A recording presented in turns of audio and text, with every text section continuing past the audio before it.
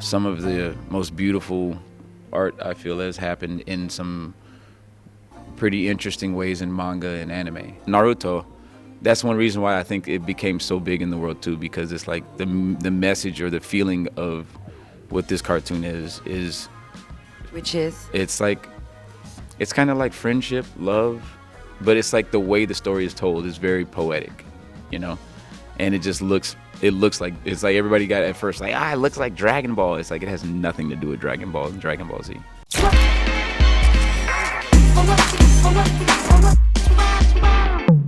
Over the two past decades, his sound has had a profound impact on the history of music, dusting off various trends and sounds from the past, from jazz to yacht rock and psychedelic funk, blending them with maestria to reinvent them into a unique fusion sound. Thundercat is not only a bassist of genius, but also a visionary and prolific artist and producer who has offered Kendrick Lamar and Mac Miller some of their finest and legendary tracks. I could tell you about his unique fusion sound, his Grammys, his virtuosity. But if I tell you that his music is part of the soundtrack of my life, and that I will always remember where was the first time I heard his track Tenfold or These Walls, you'll understand how happy I am to welcome Thundercat, aka Stephen Brunner, in Le Fil de Diane. Hello. Hello, welcome. Thank you. I just pictured those moments and feelings that will always remember listening to your music. In my case, what was the last time you had that feeling of a delightful surprise listening to a track, and which was that track? That's interesting. That's an interesting question, because there's so much music that I always wind up like really falling in love with, and I don't know if it's ever just one song as compared to an artist. Yeah, maybe the last artist that you really like surprise, it just creates a new emotion in you. Pedro Martins. Who? Pedro Martins. Okay, I don't know him. Can you tell Yeah. us about him? Pedro Martins is a Brazilian singer, songwriter, and a guitarist and a composer. He plays piano. He reminds me, like you say, refreshing. He reminds me of guys, everything from Marcos Valle to Tonino Horta to Caetano Veloso to Milton Nascimento. He's of this nature, this cloth. He's Hermeto Pascual. He has this in his nature DNA. of his music, yeah. And again, it's like I met him by way of Louis Cole and Genevieve Artadi. Mm-hmm. And I mean, I met him and I got to see him play first. As a musician, I got to see him play, and I was like amazed. And I went and got his first album, which was very beautiful. But I think the first album was many years ago, and so his recent album, which is called Radio Mysterio, like I listened to it, and it's just like it's his music.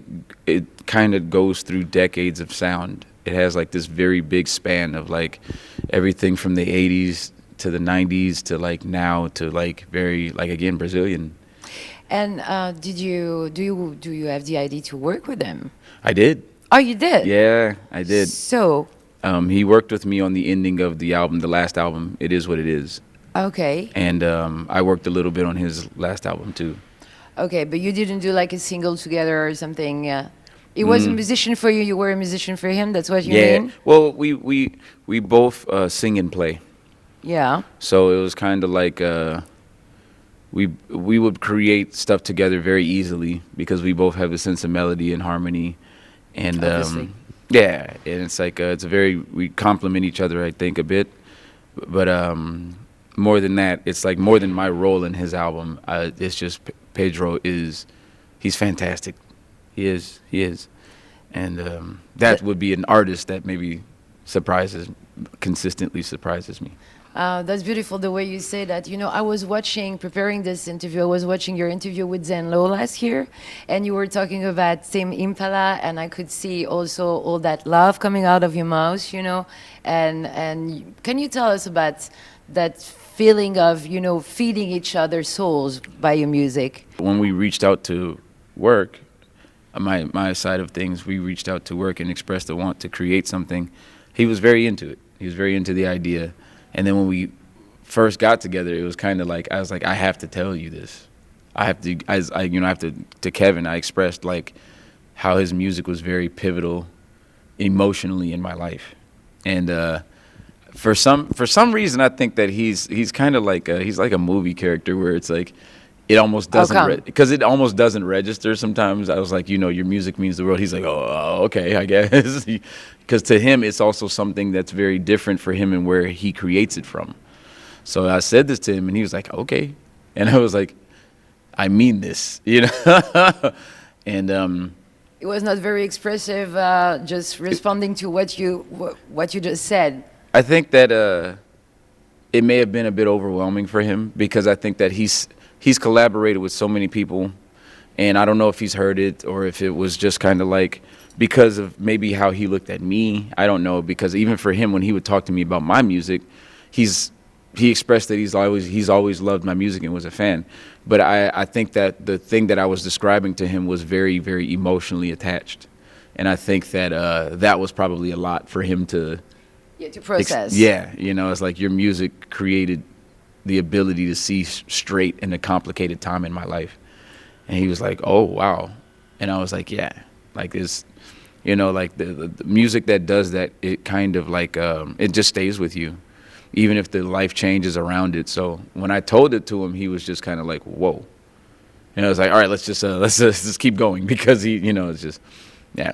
That's such a gift, and maybe also so refreshing for you to still have that kind of relationship with people, because at your level, we all know what it is to be well known, and it's hard to have like authentic relationship with people. So I was wondering, besides those big artists doing the same kind of art that you do, maybe what can gives you also that kind of emotion and maybe uplifting you?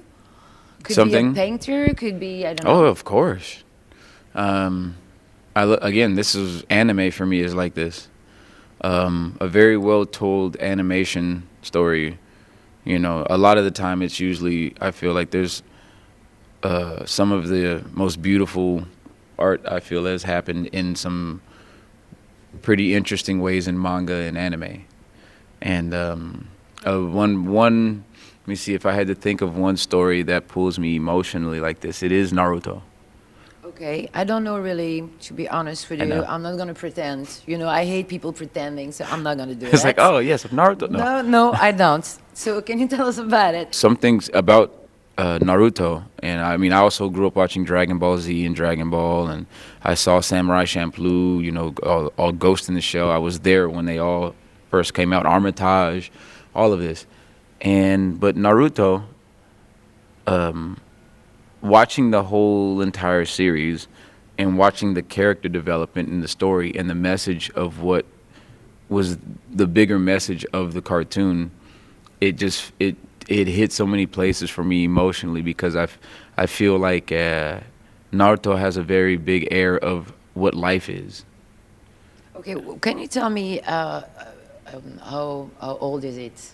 This Naruto, story? Yeah, I think this is from the late '90s. late 90s. Yeah. Okay, so you're still watching anime coming from like past decades. Is there any new ones? Sure, sure. There's lots of new ones. I think that now that the culture has become so much bigger, it's like there's such a big market for it, and there's always people creating new anime and manga, and it's like there's so much now that it's sometimes it can be complicated to see like the gems inside of so many when there's so much made to just pass time. But yeah, I'm always looking for new. And the funny thing is, when you go back, there's also so much further back. You can, it's like, and I have this idea and notion that we're kind of living in a bit of a post world because you can go back and it still can be new. And then Okay. even if you go forward, it's new. So like everything is old and new, we're already there. It's like, so like even if you go backwards with anime and manga, it's like you find some crazy stuff. But if you go forward, you also find some, and I do know many newer anime and manga that are very awesome. But Naruto, that's one reason why I think it became so big in the world too, because it's like the message or the feeling of what this cartoon is Which is? it's like it's kind of like friendship, love, but it's like the way the story is told is very poetic, you know, and it looks like it's like everybody got at first like it looks like Dragon Ball. It's like it has nothing to do with Dragon Ball and Dragon Ball Z. You know, I told you that I don't know anything about that word, which is true at your level. But I also have my own cartoons. I'm not going to talk about me right now, but it's just to tell you that sometimes I feel like I need that because you mentioned, you know, the friendship, romanticism, some message, some values, essentials. Like we need that, like kind of a refuge. We Yeah. need, you know, because of the world that we have around us, you know, that we're watching. So at the same time it's art, at the same time it's poetry, at the same time it can be a comfort zone. Yeah. Is it, are you feeling it? Yeah, I think that for me, one of the reasons why it hit me so hard is because I think sometimes I see the road traveled in life with friends, you know, love lost. I can see some parallels sometimes in these, and it's like it's always an emotional experience for me. Yeah. Yeah, I got you. You know, so when I was also preparing this interview, I was checking on all the date of the album, and then I realized that Cosmo Cosmogramma. Cosmogramma was on in 2010, well, 2010, sorry, 2010, and it was just after the mother of your friend died, Flying Lotus, and then it was Apocalypse as after Austin Peralta, and then it is what it is. You know, after Mac Miller, and I was like, wow, you're doing such a beautiful music. Sometimes okay, deep, but most of the time warmth, melody. You know, that really help your soul to heal. Sometimes that happened to me with your music. So it was kind of strange how many times, you know, you had to experience that in your life, you know, to need warmth for yourself. And so in a way, is that you had all the tools to be resilient, just like maybe you make you grown up a lot and too fast, but it's just like, yeah, but you had those amazing tools, like to put that in your music, because I saw those three topics coming back all the time in your lyrics. One would be expressing your pain. Another one would be to have a lot of sense of humor, just like having fun, you know, saying silly things. And the third one would be giving shoulder to people. It just so how do you, with you know, looking back to all those 10 years, how do you feel? What did you learn out of it? What did I learn? Always wear a condom. Yeah. No, I don't know. What did I learn? I learned that you know, I should stop drinking. No, But you did, right? Yeah. How long? Almost 4 or 5 years. Wow. Yeah. Bravo. Big up. Thank you. It's you know, it's not. It's just different. It's just different. I don't know. Like, I think that life, when the more you make it through different hardships like that, it's not. I don't. You know. I don't. I think that it helps you process better as it comes around again and again and again. And I think that the things that I've learned, where it's like I try not to think too much about. I think a lot. I'm very much an overthinker, but because I know that I'm an overthinker, it helps me to remind myself, try not to think too much. Enjoy the moment, the present. Yeah, try to be in the present. Yeah. Do you have any rituals, like something that you do every morning, or I don't know, to help you maybe to just stand and you know, enjoy life? Because I was watching like a little a video about Buddy, the rapper, you know, and That's my guy. Oh yeah, I love his music too. Buddy's awesome. And he was showing like spiritual rituals that he was doing with the woman. I don't know if you saw that video. He was working with kind of a shaman, you know, with the Tibetan bowls and stuff. So is it part of your life? Is it part of your routine? Yeah, like caffeine and Some boxing gloves.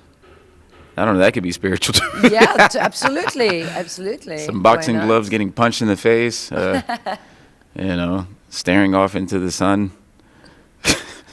Kind of like what everybody's doing right now.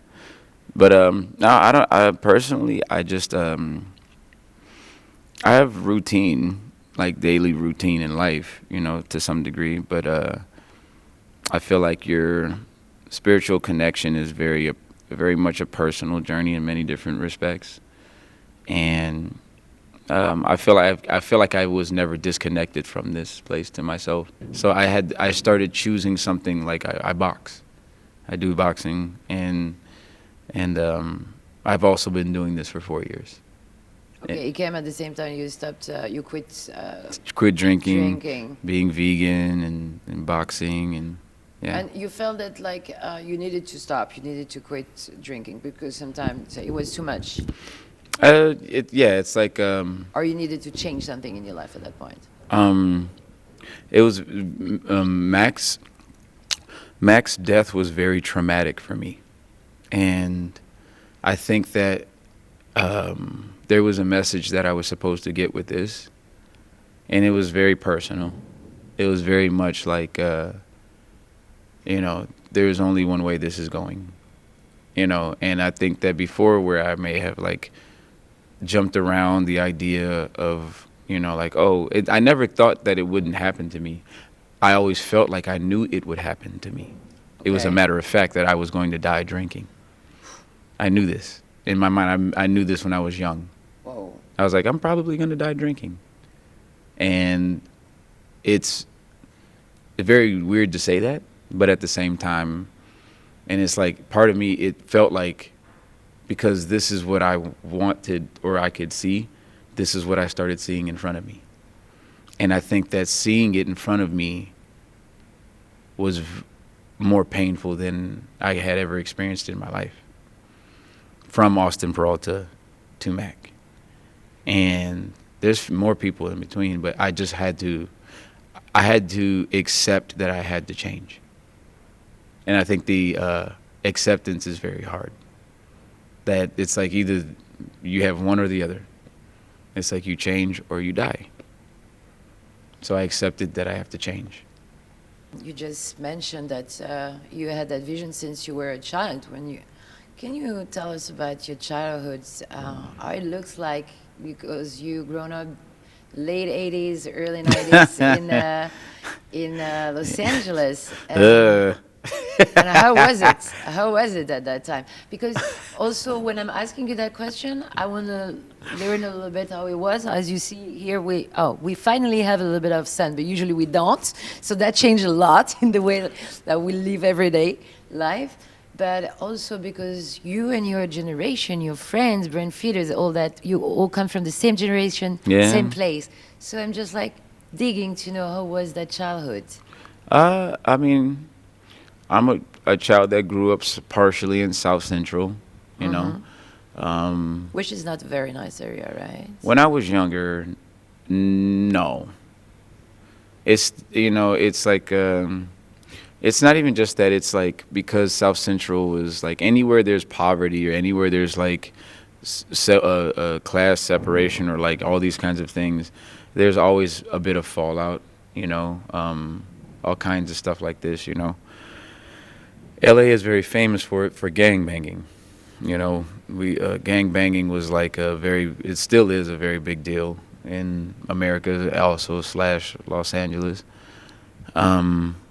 Again, everybody saw Nipsey Hussle get killed in broad daylight. It was like very sad to watch, but it was like gang violence is very still true and real.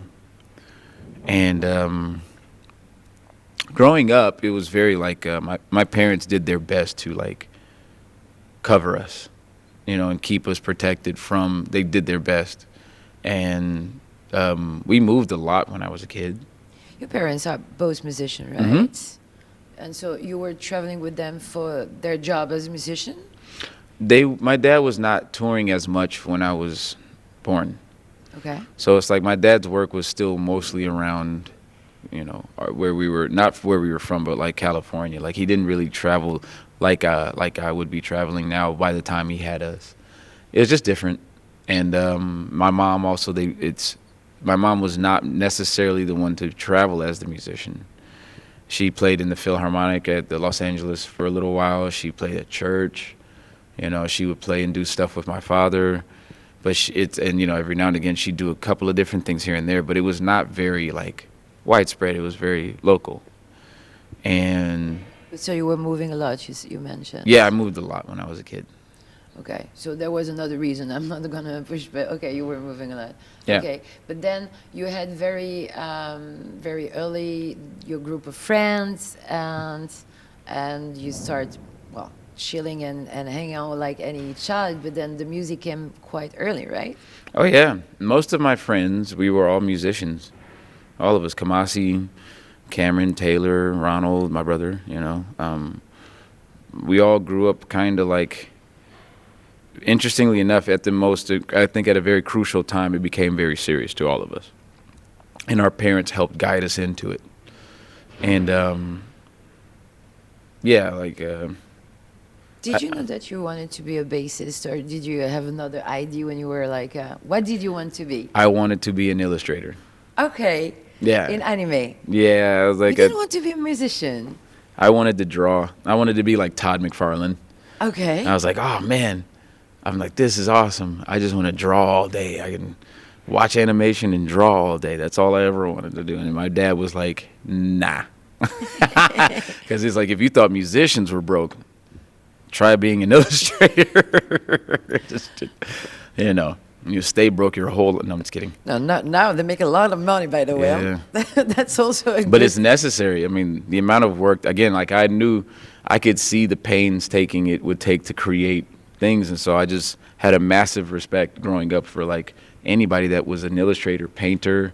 I would always see it's like this is a whole different temperament. It's like out of time, just similar to playing an instrument where you're practicing and the time spent is not indicative of anything. It's the time spent is like it's not necessarily meant to lend to it's the success of it. It's just the craft that you've developed.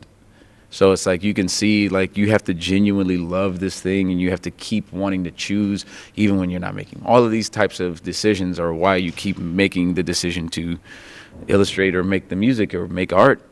And so I was very much more so the illustrator as compared to the musician when I was younger. My friends would always be like, if they wanted to figure out where, I would always just be sitting in the corner drawing or reading a comic book, even if we were supposed to be playing a show. So my friends said, you always knew I was in another world. It's just very much like that when I was a kid. But, yeah. And about the music that you were listening to when you were a kid, it was the music, I don't know, that you were listening around you with all your friends, with all your parents. What was the music that you were listening more? A lot of jazz, a lot of gospel. But, I mean, a lot of jazz fusion, a lot of progressive rock, a lot of British, you know, like the Cream and Jimi Hendrix and, you know, Manhattan Transfer and like everything. We were listening to everything, you know. We are now at l'Ancienne Belgique today because you're playing tonight here. I know that the last tour that you had to do for your last album was canceled because of pandemia. Look at us now. Yeah, and so the thing is that I was wondering, what are you gonna propose tonight? Is it the tour that you had to do at that moment, or is it like a mix of all your album? I like to feel it out on stage, see how people feel, because there is a lot there. I have a lot of music that I can play, but it's all about like the energy of also the people, because I'm always very excited to play, and sometimes that can be very blinding. And so if I get too excited, I'm like, I can't think.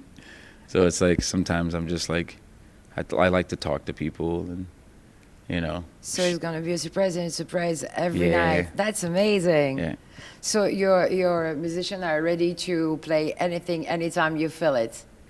Wow, that's something.